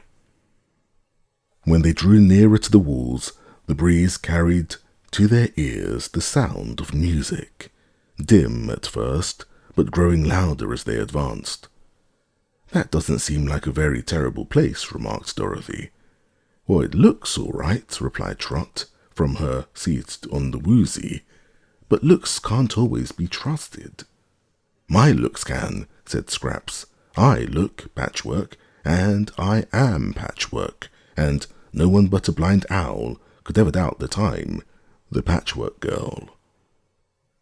Saying which, she turned a somersault off the woozy, and, alighting on her feet, began wildly dancing about. "Are owls ever blind?" asked Trot. "Always in the daytime," said Button-Bright. "But Scraps can see with her button eyes, both day and night. Isn't it queer?" "It's queer that buttons can see at all," answered Trot. "But good gracious, what's become of the city?" "I was going to ask that myself," said Dorothy. "It's gone. It's gone." The animals came to a sudden halt, for the city had really disappeared, walls and all, and before them lay the clear, unbroken sweep of the country. "Dear me!" exclaimed the Wizard. "This is rather disagreeable. It is annoying to travel almost to a place and then find it is not there." "Where can it be, then?" asked Dorothy. "It certainly was there a minute ago." "I can hear the music yet," declared Button-Bright, and when they all listened, the strains of music could plainly be heard.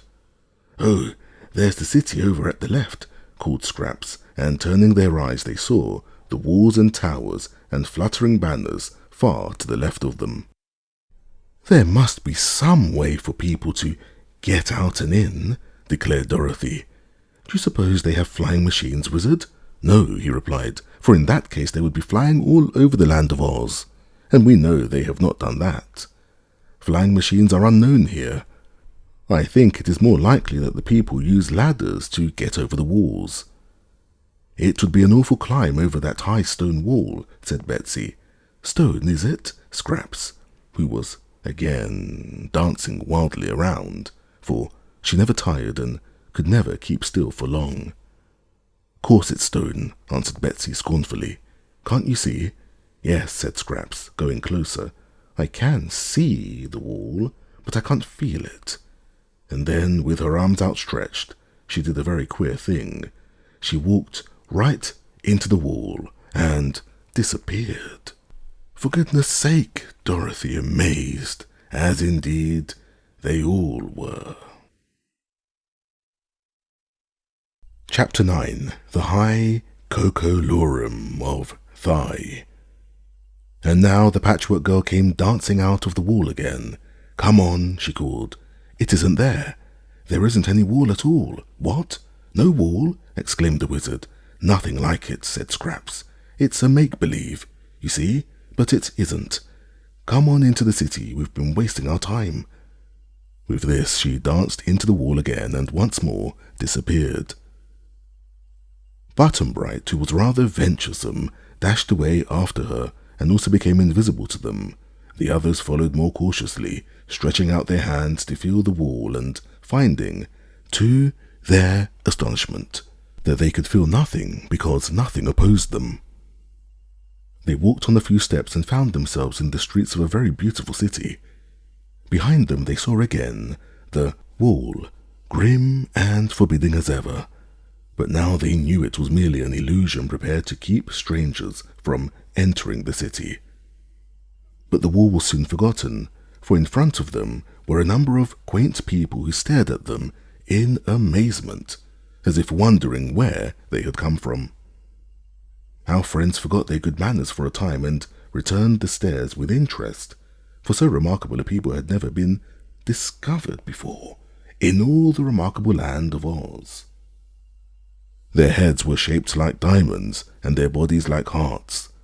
All the hair they had was a little bunch at the top of their diamond-shaped heads, and their eyes were very large and round, and their noses and mouths very small. Their clothing was tight-fitting and of brilliant colours, being handsomely embroidered in quaint designs with gold or silver threads, but on their feet they wore sandals with no stockings whatever. The expression on their faces was pleasant enough, although they now showed surprise at the appearance of strangers, so unlike themselves. And our friends thought they seemed quite harmless. "I beg your pardon," said the wizard, speaking for his party, "for intruding upon you uninvited, but we are travelling on important business and find it necessary to visit your city. Will you kindly tell us by what name your city is called?" They looked at one another uncertainly, each expecting some other to answer.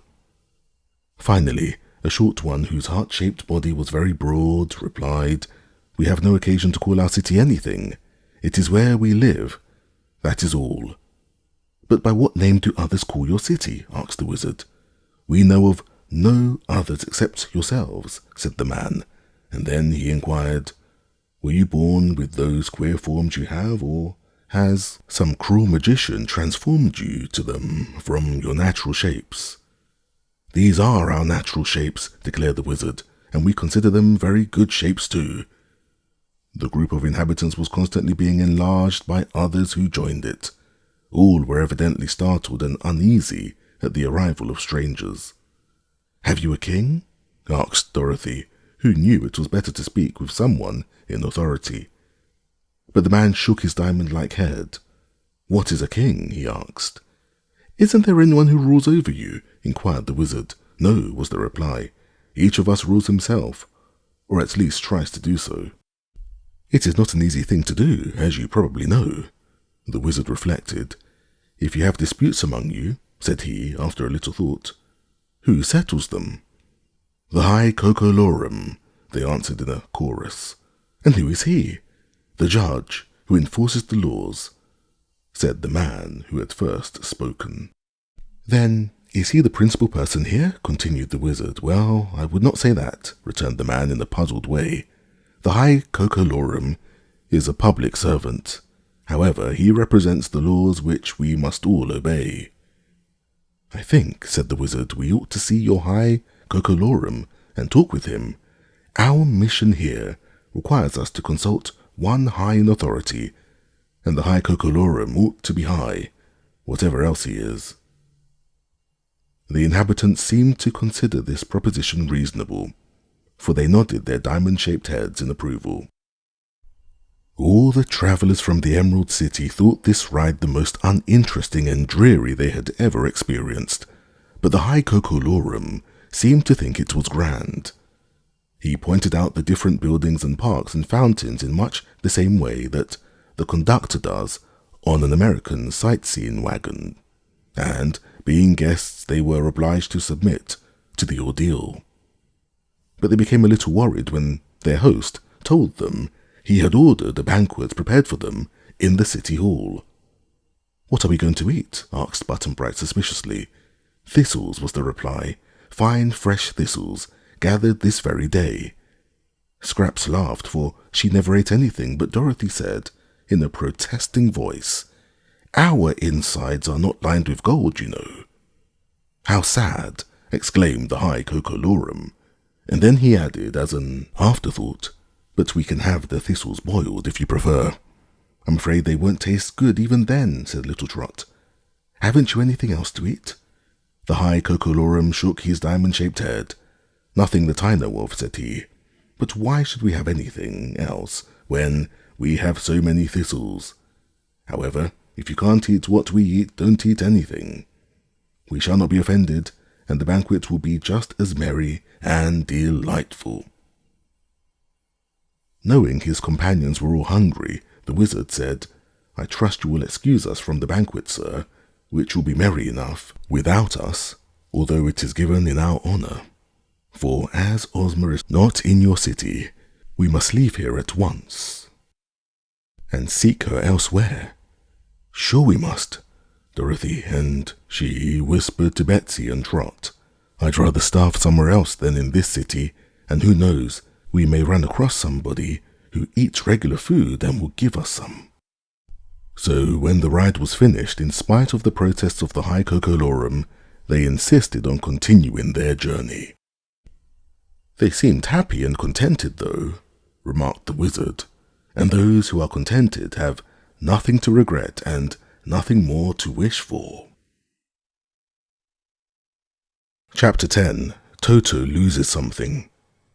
For a while the travellers were constantly losing their direction, for beyond the thistle fields they again found themselves upon the turning lands, which swung them around one way and then another. But by keeping the city of Thai constantly behind them, the adventurers finally passed the treacherous turning lands and came upon a stony country where no grass grew at all. There were plenty of bushes, however, and although it was now almost dark, the girls discovered some delicious yellow berries growing upon the bushes, one taste of which set them all to picking as many as they could find. The berries relieved their pangs of hunger for a time, and as it now became too dark to see anything, they camped where they were. The three girls lay down upon one of the blankets, all in a row, and the wizard covered them with the other blanket and tucked them in. Button Bright crawled under the shelter of some bushes and was asleep in half a minute. The wizard sat down with his back to a big stone and looked at the stars in the sky and thought gravely about the dangerous adventure they had undertaken, wondering if they would ever be able to find their beloved Ozma again.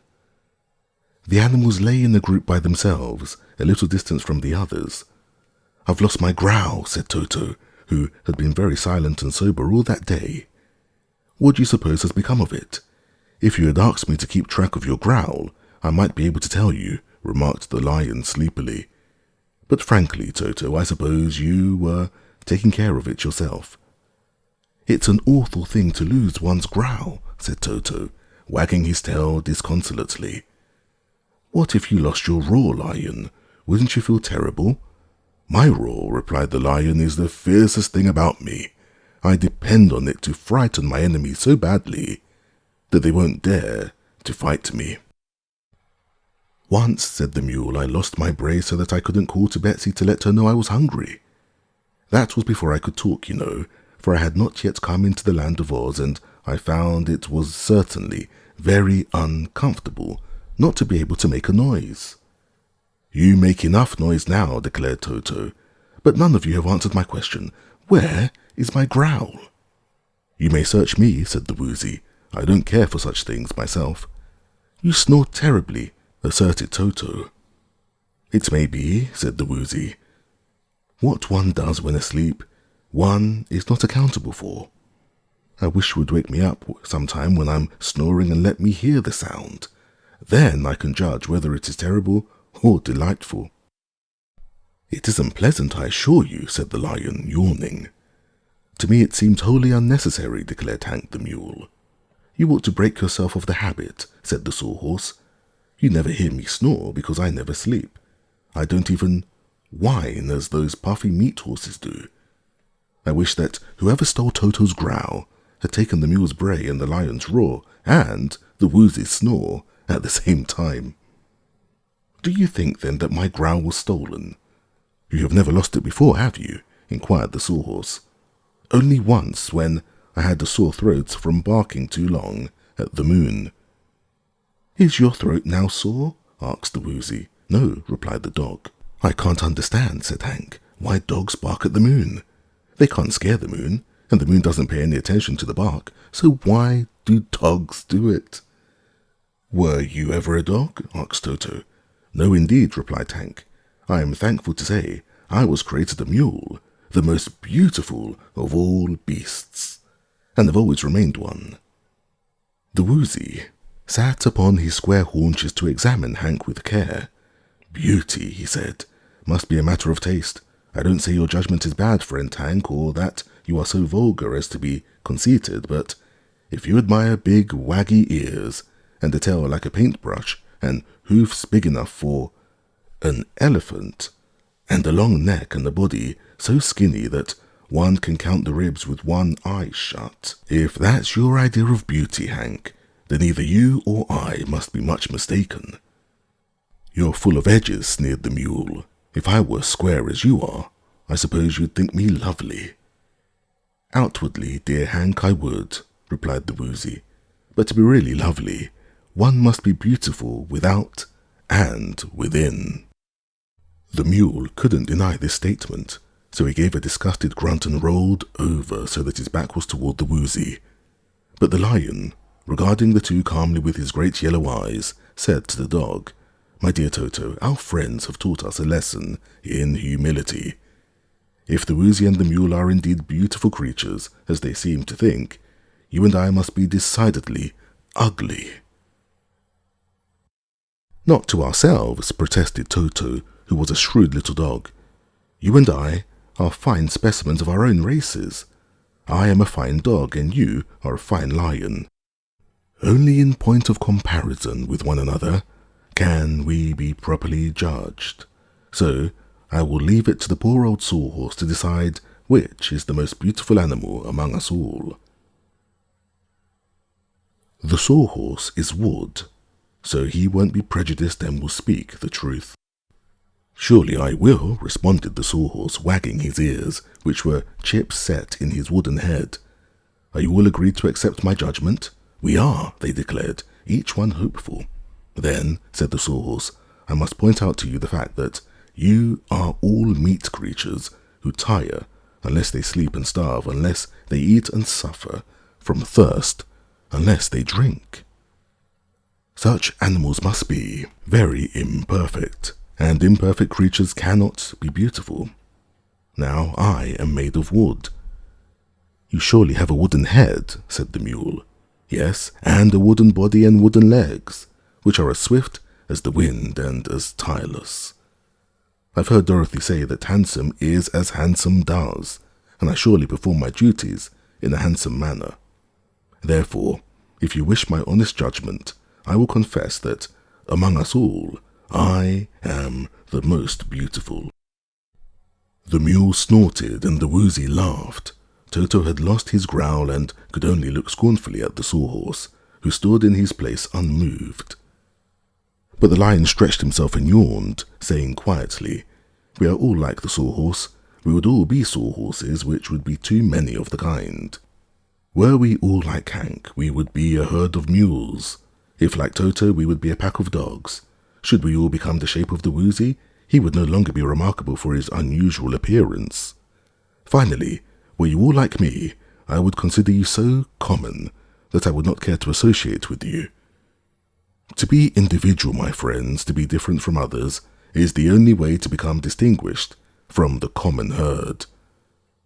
Let us be glad, therefore, that we differ from one another in form and in disposition. Variety is the spice of life, and we are various enough to enjoy one another's society. So let us be content. There is some truth in that speech, remarked Toto reflectively. But how about my lost growl? The growl is of importance only to you, responded the lion. So it is your business to worry over the loss, not ours. If you love us, do not afflict your burdens on us. Be unhappy all by yourself. If the same person stole my growl who stole Ozma, said the little dog, I hope we shall find him very soon and punish him as he deserves. He must be the most cruel person in all the world, for to prevent a dog from growling when it is his nature to growl is just as wicked, in my opinion, as stealing all the magic in Oz. Chapter 11. Button Bright loses himself. The patchwork girl, who never slept and who could see very well in the dark, had wandered among the rocks and bushes all night, with the result that she was able to tell some good news the next morning. Over the crest of the hill before us, she said, is a big grove of trees of many kinds on which all sorts of fruits grow. If you will go there, you will find a nice breakfast awaiting you. This made them eager to start. So, as soon as the blankets were folded and strapped to the back of the sawhorse, they all took their places on the animals and set out for the big grove Scraps had told them of. As soon as they got over the brow of the hill, they discovered it to be a really immense orchard, extending for miles to the right and left of them. As their way led straight through the trees, they hurried forward as fast as possible. The first trees they came to bore quinces, which they did not like. Then there were rows of citron trees, and then crab apples, and afterward limes and lemons. But beyond these they found a grove of big golden oranges, juicy and sweet, and the fruit hung low on the branches, so they could pluck it easily. They helped themselves freely, and all ate oranges as they continued on their way. Then a little farther along they came to some trees bearing fine red apples, which they also feasted on. And the wizard stopped here long enough to tie a lot of the apples in one end of a blanket.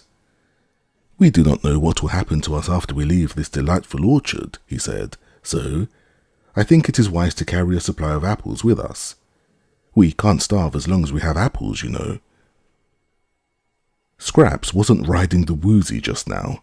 She loved to climb the trees and swing herself by the branches from one tree to another. Some of the choicest fruit was gathered by the Patchwork Girl from the very highest limbs and tossed down to the others. Suddenly Trot asked, "Where's Button-Bright?"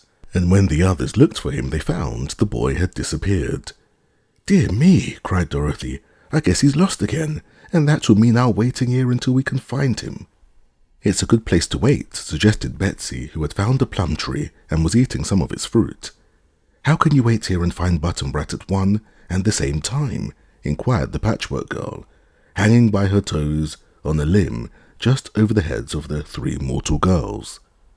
"Perhaps he'll come back here," answered Dorothy. "If he tries that, he'll probably lose his way," said Trot. "I've known him to do that lots of times. It's losing his way that gets him lost." "Very true," said the wizard. "So all the rest of you must stay here while I go look for the boy." "Won't you get lost too?" asked Betsy. "I hope not, my dear." "Let me go," said Scraps, dropping lightly to the ground. "I can't get lost, and I'm more likely to find Button-Bright than any of you." Without waiting for permission, she darted away through the trees and soon disappeared from their view. Just then Scraps came dancing along and saw him sitting at the foot of the tree. "Oh, here you are," she said. "Up to your old tricks, eh? Don't you know it's impolite to get lost and keep everybody waiting for you? Come along, and I'll lead you back to Dorothy and the others." Button-Bright rose slowly to accompany her. Toto snuggled close to his friend the lion, and the woozy snored so loudly that the Patchwork Girl covered his square head with her apron to deaden the sound. Chapter 12. The Zarover of Herku. Trot wakened just as the sun rose, and slipping out of the blankets went to the edge of the great orchard and looked across the plain. Something glittered in the far distance. "That looks like another city," she said half aloud. "And another city it is," declared Scraps, who had crept to Trot's side unheard, for her stuffed feet made no sound. "The Sawhorse and I made a journey in the dark while you were all asleep, and we found over there a bigger city than Thy. There's a wall around it too, but it has gates and plenty of pathways." "Did you get in?" asked Trot. "No, for the gates were locked and the wall was a real wall. So we came back here again. It isn't far to the city. We can reach it in 2 hours after you've had your breakfasts." Trot went back, and finding the other girls now awake, told them what Scraps had said, so they hurriedly ate some fruit. There were plenty of plums in this part of the orchard, and then they mounted the animals and set out upon the journey to the strange city. Hank the mule had breakfasted on grass, and the lion had stolen away and found a breakfast to his liking. He was never told what it was, but Dorothy hoped the little rabbits and the field mice had kept out of his way. She warned Toto not to chase birds and gave the dog some green apple, with which he was quite content. The Woozy was as fond of fruit as of any other food, except honey, and the Sawhorse never ate at all. Except for their worry over Ozma, they were all in good spirits as they proceeded swiftly over the plain. Toto still worried over his lost growl, but like a wise little dog, kept his worry to himself. Before long the city grew nearer, and they could examine it with interest. In outward appearance the place was more imposing than Thai, and it was a square city with a square, four-sided wall around it, and on each side was a square gate of burnished copper. Everything about the city looked solid and substantial. There were no banners flying, and the towers that rose above the city wall seemed bare of any ornament whatever. A path led from the fruit orchard directly to one of the city gates, showing that the inhabitants preferred fruit to thistles. Our friends followed the path to the gate, which they found fast shut. But the wizard advanced and pounded upon it with his fist, saying in a loud voice, "Open!" At once there rose above the great wall a row of immense heads, all of which looked down at them as if to see who was intruding. The size of these heads was astonishing, and our friends at once realized that they belonged to giants who were standing within the city. All had thick, bushy hair and whiskers, on some the hair being white and on others black or red or yellow, while the hair of a few was just turning grey, showing that the giants were of all ages. However fierce the heads might seem, the eyes were mild in expression, as if the creatures had been long subdued, and their faces expressed patience rather than ferocity. "What's wanted?" asked one old giant in a low, grumbling voice. "We are strangers and we wish to enter the city," replied the wizard. "Do you come in war or peace?" asked another. "In peace, of course," retorted the wizard, and he added impatiently, "Do we look like an army of conquest?" "No," said the first giant who had spoken. "You look like innocent tramps, but you never can tell by appearances." "Do you think," asked Dorothy anxiously, "that Ugu the shoemaker would be wicked enough to steal our Ozma of Oz?" "And the magic picture?" asked Trot. "And the great book of records of Glinda the Good?" asked Betsy. "And my own magic tools?" asked the wizard. "Well," replied the Tsarova, "I won't say that Ugu is wicked exactly, but he is very ambitious to become the most powerful magician in the world. And so I suppose he would not be too proud to steal any magic things that belong to anybody else, if he could manage to do so." "But how about Ozma? Why would he wish to steal her?" questioned Dorothy. "Don't ask me, my dear. Ugu doesn't tell me why he does things, I assure you." "Then we must go and ask him ourselves," declared the little girl. "I wouldn't do that if I were you," advised the Tsarova, looking first at the three girls and then at the boy, and the little wizard, and finally at the stuffed patchwork girl. "If Ugu has really stolen your Ozma, he will probably keep her a prisoner, in spite of all your threats or entreaties." Even at the last, the Tsarova tried to persuade them not to go near Ugu the shoemaker, but they were resolved on the venture, and the next morning bade the friendly monarch a cordial goodbye, and mounting upon their animals, left the Herkas of the city of Herku, and headed for the mountains that lay to the west. Chapter 13. The Truth Pond.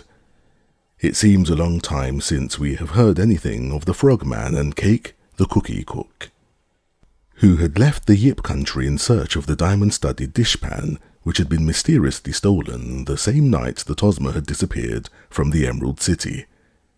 But you must remember that while the Frogman and the cookie cook were preparing to descend from their mountain top, and even while on their way to the farmhouse of Wilgen the Winky, Dorothy and the wizard and her friends were encountering the adventures we have just related. So it was that on the very morning when the travellers from the Emerald City bade farewell to the Tsarova of the city of Herku, Cake and the Frogmen awoke in a grove in which they had passed the night sleeping on beds of leaves. There were plenty of farmhouses in the neighbourhood, but No one seemed to welcome the puffy, haughty frogman or the little dried-up cookie cook, so they slept comfortably enough underneath the trees of the grove. The frogman awakened first on this morning, and after going to the tree where Cake slept and finding her still wrapped in slumber, he decided to take a little walk and seek some breakfast. Coming to the edge of the grove, he observed half a mile away a pretty yellow house that was surrounded by a yellow picket fence, so he walked toward this house and, on entering the yard, found a Winky woman picking up sticks with which to build a fire to cook her morning meal. "For goodness sake," she exclaimed on seeing the frogman, "what are you doing out of your frog pond?" "I'm travelling in search of a jewelled gold dishpan, my good woman," he replied with an air of dignity. "You won't find it here then," said she. "Our dishpans are tin, and they're good enough for anybody. So go back to your pond and leave me alone." She spoke rather crossly, and with a lack of respect that greatly annoyed the frogman. "Allow me to tell you, madame," said he, "that although I am a frog, I am the greatest and wisest frog in all the world. I may add that I possess much more wisdom than any Winky, man or woman, in this land. Wherever I go, people fall on their knees before me and render homage to the great frogman. No one else knows so much as I, no one else is so grand, so magnificent." "If you know so much," she retorted, "why don't you know where your dishpan is instead of chasing around the country after it?" Presently he answered, "I'm going where it is, but just now I am travelling and have no breakfast. Therefore I honour you by asking you for something to eat." "Oh, the great frogman is hungry, as any tramp, is he? Then pick up these sticks and help me to build the fire," said the woman contemptuously. "Me? The great frogman pick up sticks?" he exclaimed in horror. "In the Yip country, where I am more honoured and powerful than any king could be, people weep with joy when I ask them to feed me." "Then that's the place to go for your breakfast," declared the woman. He swam toward this plate, and on reaching it read the following inscription: "This is the Truth Pond. Whoever bathes in this water will always, afterward, tell the truth." This statement startled the frogman. It even worried him, so that he leaped upon the bank and hurriedly began to dress himself. "A great misfortune has befallen me," he told himself, "for hereafter I cannot tell people I am wise, since it is not the truth. The truth is that my boasted wisdom is all a sham, assumed by me to deceive people and make them defer to me. In truth, no living creature can know much more than his fellows, for one may know one thing and another know another thing, so that wisdom is evenly scattered throughout the world. But ah me, what a terrible fate will now be mine. Even Cake the cookie cook will soon discover that my knowledge is no greater than her own, for having bathed in the enchanted water of the truth pond, I can no longer deceive her or tell a lie." With this decision, the frogman was forced to be content. He was sorry the cookie cook would not listen to his advice.